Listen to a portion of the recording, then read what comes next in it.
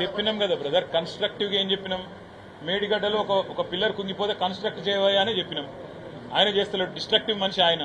ఇల్లు గులగొట్టుడు తప్ప ఆయన కట్టుడు తెలియదు. గుంపు మేస్త్రి అని చెప్పుకున్నాడు, కానీ గుంపు మేస్త్రి అంటే కట్టాలి, ఈయనేమో కూలగొట్టేటోడు. తెల్లారు లేసి ఏడ గులగొట్టాలి, ఏ ఇల్లు గులగొట్టాలి, ఏడ బుల్డోజర్ పంపాలి, ఏది ధ్వంసం చేయాలి, ఏ వ్యవస్థను కుప్పగూల్చాలి. నేను అడుగుతున్నా బ్రదర్, రాష్ట్రంలో ఇలా రైతులు రోడ్ల మీద ఎక్కడికక్కడ వడ్లు పోసుకొని, మొక్కలు పోసుకొని, జొన్నలు పోసుకొని ఎక్కడికక్కడ కొనుగోలు కేంద్రాల దగ్గర అవస్థపడుతున్నాడు. ఒక్క ఎమ్మెల్యే ఒక్క మంత్రి తిరుగుతున్నాడా గవర్నమెంట్లో?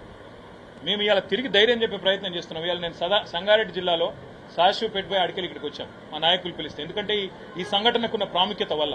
మరొక్క మంత్రికి తీరిక లేదా? ప్రతిపక్షంలో ఉన్న మేము ఇవాళ మేము ఇంత సోయితో మేము తిరుగుతుంటే ముగ్గురు మంత్రులున్న కరీంనగర్ జిల్లాలో ఒక్క మంత్రి గారు రారా? ఏం పద్ధతి ఇది? ఇది కన్స్ట్రక్టివ్ ఆపోజిషన్ చేయాల్సిన పనే కదా. నిర్మాణాత్మక సూచనలు ఇస్తున్నాం. 769 సీసీ కెమెరాలు పెట్టాం, పని చేస్తూనే లేవో చూసుకోండి. కమాండ్ కంట్రోల్ సెంటర్ పెట్టినాం, అది పనిచేస్తుందో లేదో చూడండి.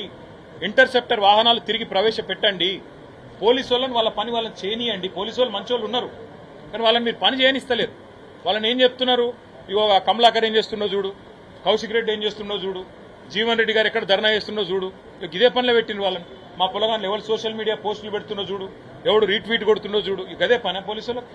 అందుకే ప్రభుత్వంలో ఎవరు చేసే పని వారు చేస్తే అన్ని వ్యవస్థలు బాగా నడుస్తాయి. Thank you.